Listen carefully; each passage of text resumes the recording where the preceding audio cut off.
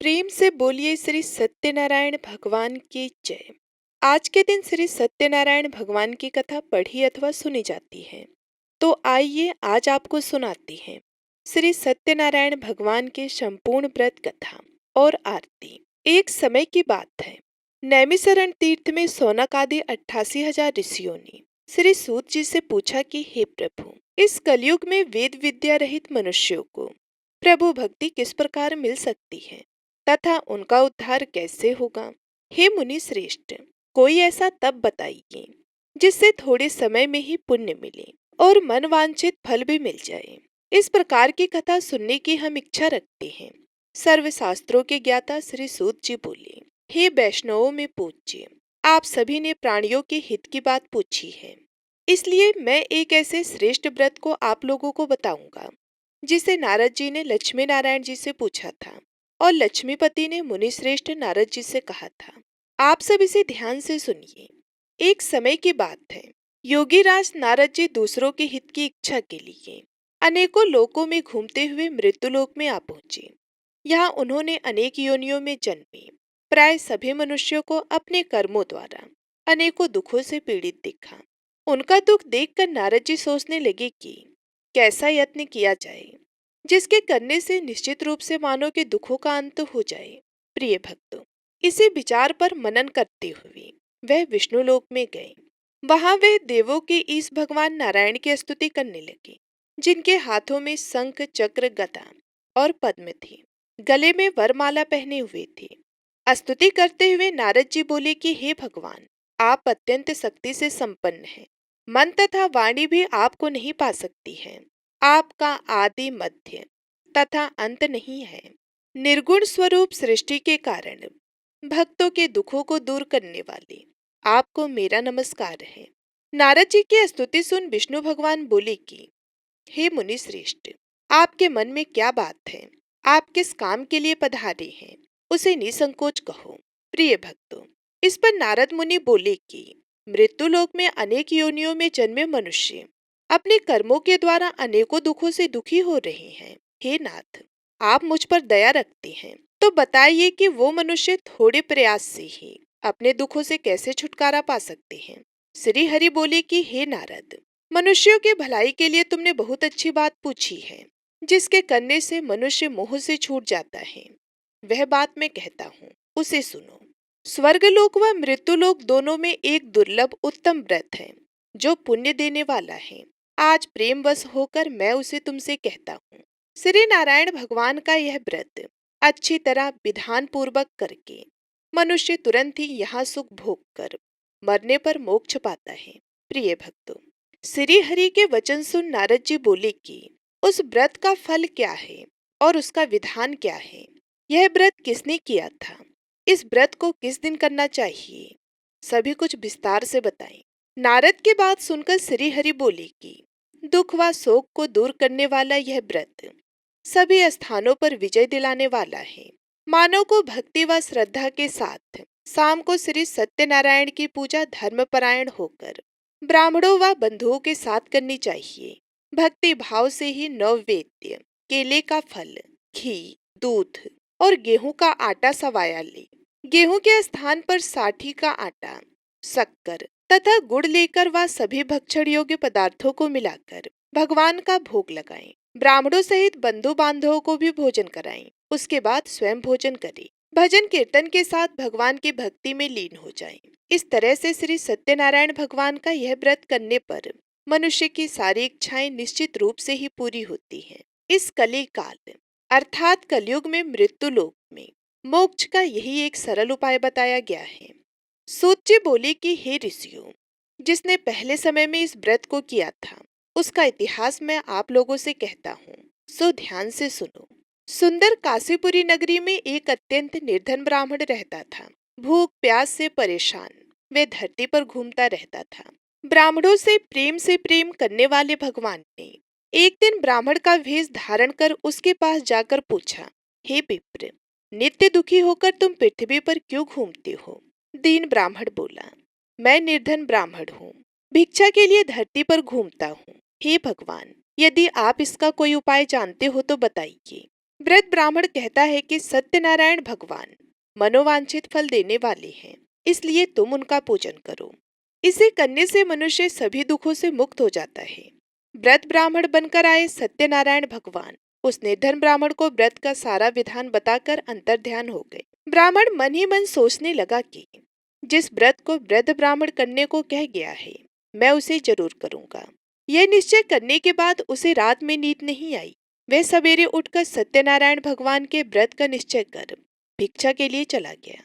उस दिन निर्धन ब्राह्मण को भिक्षा में बहुत धन मिला, जिससे उसने बंधु बांधवों के साथ मिलकर श्री सत्यनारायण भगवान का व्रत संपन्न किया। भगवान सत्यनारायण का व्रत संपन्न करने के बाद वे निर्धन ब्राह्मण सभी दुखों से छूट गया और अनेक प्रकार की संपत्तियों से युक्त हो गया। उसी समय से यह ब्राह्मण हर माह इस व्रत को करने लगा। इस तरह से श्री सत्यनारायण भगवान के व्रत को जो मनुष्य करेगा, वह सभी प्रकार के पापों से छूटकर मोक्ष को प्राप्त होगा। जो मनुष्य इस व्रत को करेगा, वह भी सभी दुखों से मुक्त हो जाएगा।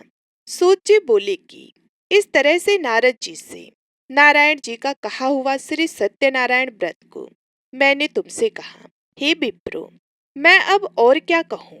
ऋषि बोले, हे मुनिवर, संसार में उस विप्र से सुनकर और किस किसने इस व्रत को किया, हम सब इस बात को भी सुनना चाहते हैं। इसके लिए हमारे मन में श्रद्धा का भाव है। सूत जी बोले कि हे मुनियों, जिसने इस व्रत को किया है वह सब सुनो। एक समय वही विप्र धन व ऐश्वर्य के अनुसार अपने बंधु बांधवों के साथ इस व्रत को करने को तैयार हुआ। उसी समय एक लकड़ी बेचने वाला बूढ़ा आदमी आया और लकड़ियां बाहर रखकर अंदर ब्राह्मण के घर में गया। प्यास से दुखी वह लकड़हारा उनको व्रत करते देख विप्र को नमस्कार कर पूछने लगा कि आप ये क्या कर रहे हैं तथा इसे करने से क्या फल मिलेगा, कृपया मुझे भी बताइए। ब्राह्मण ने कहा कि सब मनोकामनाओं को पूरा करने वाला यह सत्यनारायण भगवान का व्रत है। इनकी कृपा से ही मेरे घर में धन धान्य आदि की वृद्धि हुई है। विप्र से श्री सत्यनारायण व्रत के बारे में जानकर लकड़हारा बहुत ही प्रसन्न हुआ। चरणामृत लेकर वह प्रसाद खाने के बाद वह अपने घर गया। लकड़हारे ने अपने मन में संकल्प किया कि आज लकड़ी बेचने से जो धन मिलेगा, उसी से श्री सत्यनारायण भगवान का उत्तम व्रत करूंगा। मन में इस विचार को ले बूढ़ा आदमी सिर पर लकड़ियां रखकर उस नगर में बेचने गया, जहां धनी लोग ज्यादा रहते थे। उस नगर में उसे अपनी लकड़ियों का दाम पहले से 4 गुना अधिक मिलता है। बूढ़ा प्रसन्नता के साथ दाम लेकर केले, शक्कर, घी, दूध, दही और गेहूं का आटा ले और सत्यनारायण भगवान के व्रत की अन्य सामग्रियां लेकर अपने घर को गया। वहां उसने अपने बंधु बांधवों को बुलाकर विधि विधान से सत्यनारायण भगवान का पूजन और व्रत किया। इस व्रत के प्रभाव से वह बूढ़ा लकड़हारा धन, पुत्र आदि से युक्त होकर संसार के समस्त सुख भोग कर अंतकाल में वैकुंठ धाम चला गया। सूत जी बोले कि हे श्रेष्ठ मुनियों, अब आगे की कथा कहता हूँ।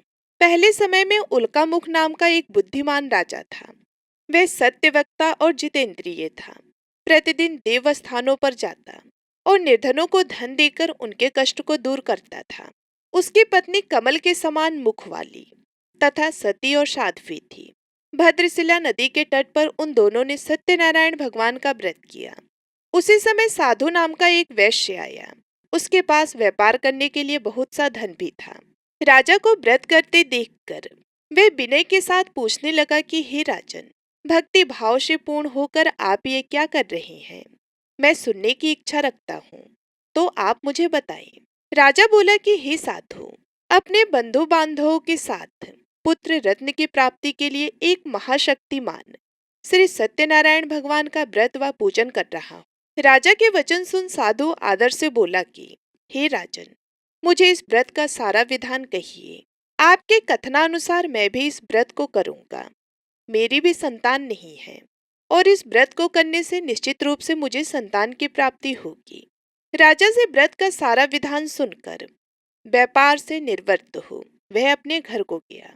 साधु वैश्य ने अपनी पत्नी को संतान देने वाले इस व्रत का वर्णन कह सुनाया और कहा कि जब मेरी संतान होगी तब मैं इस व्रत को करूंगा। साधु ने इस तरह के वचन अपनी पत्नी लीलावती से कहे। एक दिन लीलावती पति के साथ आनंदित हो सांसारिक धर्म में प्रवृत्त होकर सत्यनारायण भगवान की कृपा से गर्भवती हो गई।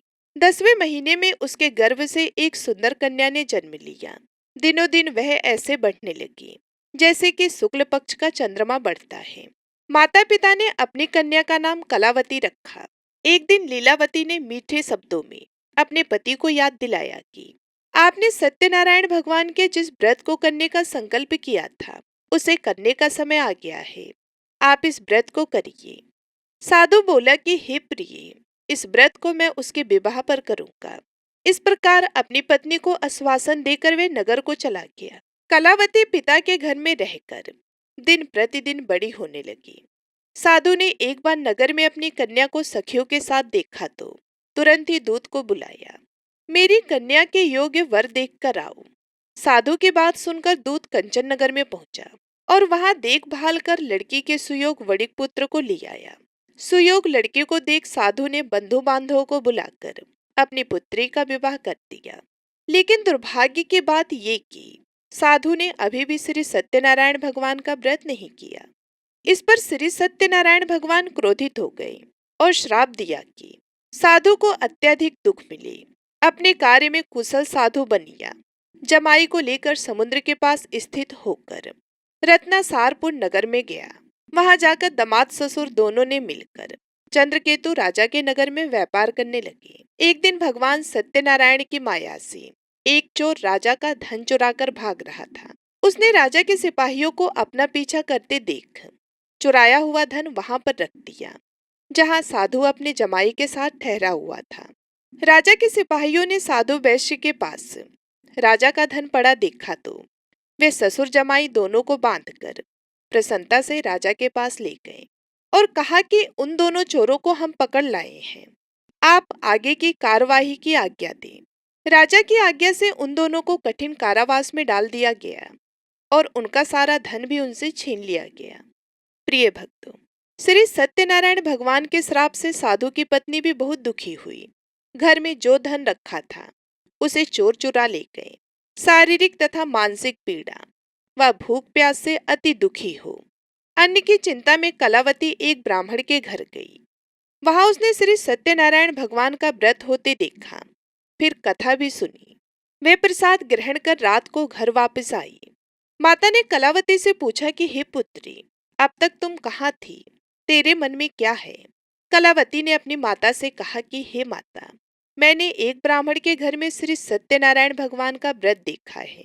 कन्या के वचन सुन लीलावती भगवान के पूजन की तैयारी करने लगी।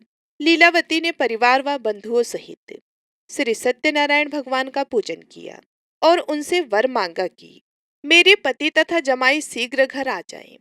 साथ ही यह भी प्रार्थना की कि हम सबका अपराध क्षमा करें।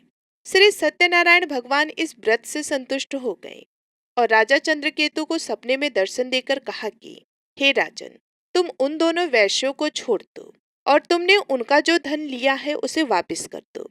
अगर तुमने ऐसा नहीं किया तो मैं तुम्हारा धन, राज्य व संतान सभी को नष्ट कर दूंगा। राजा को यह सब कहकर भगवान अंतर्ध्यान हो गए। प्रातःकाल सभा में राजा ने अपना सपना सुनाया। फिर बोले कि वणिक पुत्रों को कैद से मुक्त कर सभा में ले आओ। दोनों ने आते ही राजा को प्रणाम किया। राजा मीठी वाणी में बोले कि हे महानुभाव, भाग्यवश ऐसा कठिन दुख तुम्हें प्राप्त हुआ है, लेकिन अब तुम्हें कोई भय नहीं है। ऐसा कह राजा ने उन दोनों को नए वस्त्राभूषण भी पहनाए और जितना धन उनका लिया था उससे दोगुना धन वापस कर दिया। दोनों वैश्य अपने घर को चल दिए। श्री सूत जी बोले, वैश्य ने मंगलाचार कर अपनी यात्रा आरंभ की और अपने नगर की ओर चल दिया। उनके थोड़ी दूर जाने पर एक दंडी भेषधारी श्री सत्यनारायण ने उनसे पूछा, हे साधु, तेरी नाव में क्या है? अभिमानी वणिक हंसता हुआ बोला कि हे दंडी, आप क्यों पूछते हो? क्या धन लेने की इच्छा है? मेरी नाव में तो बेल व पत्ते भरे हुए हैं। वैश्य के कठोर वचन सुन भगवान बोले, तुम्हारा वचन सत्य हो। दंडी ऐसे वचन कह वहां से दूर चले गए। कुछ दूर जाकर समुद्र के किनारे बैठ गए।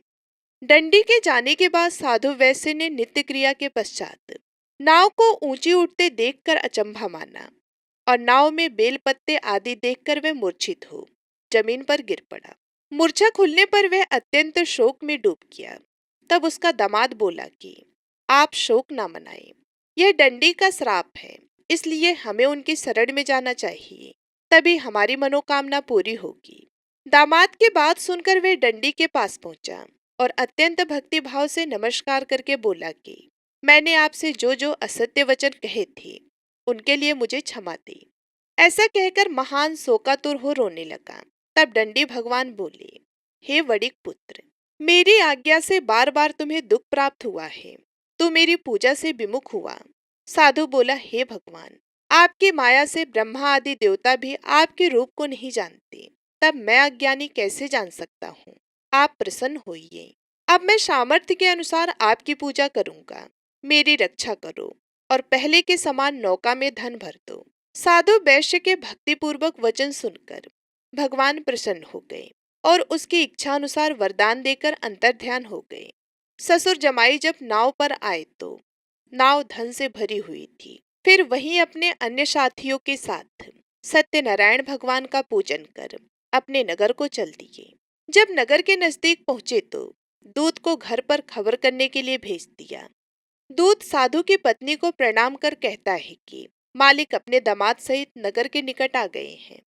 दूत की बात सुन साधु की पत्नी लीलावती ने बड़े हर्ष के साथ सत्यनारायण भगवान का पूजन कर अपनी पुत्री कलावती से कहा कि मैं अपने पति के दर्शन को जाती हूँ, तू कार्य पूर्ण कर शीघ्र आ जा। माता के ऐसे वचन सुन कलावती जल्दी में प्रसाद छोड़ अपने पति के पास चली गई। प्रसाद की अवहेलना के कारण श्री सत्यनारायण भगवान रुष्ट हो गए और नाव सहित उसके पति को पानी में डुबो दिया। कलावती अपने पति को वहां ना पाकर रोती हुई जमीन पर गिर गई। नौका को डूबा हुआ देख वह कन्या को रोता देख साधु दुखी होकर बोला कि हे प्रभु, मुझसे तथा मेरे परिवार से जो भूल हुई है उसे क्षमा करें। साधु के दीन वचन सुनकर श्री सत्यनारायण भगवान प्रसन्न हो गए और आकाशवाणी हुई कि हे साधु, तेरी कन्या मेरे प्रसाद को छोड़कर आई है, इसलिए उसका पति अदृश्य हो गया है। यदि वे घर जाकर प्रसाद खाकर लौटती है तो इसे इसका पति अवश्य मिलेगा। ऐसी आकाशवाणी सुन कलावती घर पहुंचकर प्रसाद ग्रहण करती है और फिर अपने पति के दर्शन करती है। उसके बाद साधु अपने बंधु बांधवों सहित श्री सत्यनारायण भगवान का विधि विधान से पूजन करता है तथा इस लोक में सुख भोग कर वह अंत में स्वर्ग को जाता है। श्री सूत जी बोले कि हे ऋषियों, मैं और भी एक कथा सुनाता हूँ, उसे भी ध्यान पूर्वक सुनो। प्रजा पालन में लीन तुंगध्वज नाम का एक राजा था। उसने भी भगवान का प्रसाद त्याग कर बहुत ही दुखों को सहन किया था। एक बार वन में जाकर वन्य पशुओं को मारकर वह बड़ के पेड़ के नीचे आया। वहां उसने ग्वालों को भक्ति भाव से अपने बंधुओं सहित सत्यनारायण भगवान का पूजन करते देखा। अभिमानवश राजा ने उन्हें देखकर भी पूजा स्थान में नहीं गया और ना ही उसने भगवान को नमस्कार किया। ग्वाले ने राजा को प्रसाद दिया, लेकिन उसने वह प्रसाद भी नहीं खाया और प्रसाद को वहीं छोड़कर वह अपने नगर को चला गया। जब वह नगर में पहुंचा तो वहां सब कुछ तहस नहस हुआ पाया, तो वह शीघ्र ही समझ गया कि यह सब भगवान ने ही किया है। वह दोबारा ग्वालों के पास पहुंचा और विधि पूर्वक पूजा करके प्रसाद को खाया तो श्री सत्यनारायण भगवान की कृपा से सब कुछ पहले जैसा हो गया। दीर्घ काल तक सुख भोगने के बाद मरणोपरांत उसे स्वर्गलोक की प्राप्ति हुई। जो मनुष्य परम दुर्लभ इस व्रत को करेगा तो भगवान सत्यनारायण की अनुकंपा से उसे धन धान्य की प्राप्ति होगी। निर्धन धनी हो जाता है और भय मुक्त हो जीवन जीता है। संतानहीन मनुष्य को संतान सुख मिलता है और सारे मनोरथ पूर्ण होने पर मानव अंतकाल में बैकुंठ धाम को जाता है। सूत जी बोले, जिन्होंने पहले इस व्रत को किया है अब उनके दूसरे जन्म की कथा कहता हूँ। ब्रह्म सतानंद ब्राह्मण ने सुदामा का जन्म लेकर मोक्ष की प्राप्ति की। लकड़हारे ने अगले जन्म में निषाद बनकर मोक्ष प्राप्त किया। उल्कामुख नाम का राजा दशरथ होकर बैकुंठ को गए। साधु नाम के वैश्य ने मोरध्वज बनकर अपने पुत्र को आरे से चीरकर मोक्ष पाया। महाराज तुंगध्वज ने स्वयंभू होकर भगवान में भक्ति युक्त हो कर्म कर मोक्ष पाया। इस प्रकार से श्री सत्यनारायण भगवान की संपूर्ण कथा समाप्त हुई। श्रीमन नारायण नारायण नारायण भज मन नारायण नारायण नारायण, श्रीमन नारायण नारायण नारायण, भज मन नारायण नारायण नारायण। प्रेम से बोलिए श्री सत्यनारायण भगवान की जय। आइए अब श्री सत्यनारायण भगवान की आरती को सुनते हैं। जय लक्ष्मी रमणा स्वामी, जय लक्ष्मी रमणा, सत्यनारायण स्वामी, सत्यनारायण स्वामी, जनपातक हरणा, ओम जय लक्ष्मी रमणा। रत्न जड़ित सिंहासन, अद्भुत छबिराजे, प्रभु अद्भुत छबिराजे, नारद करत निरंजन,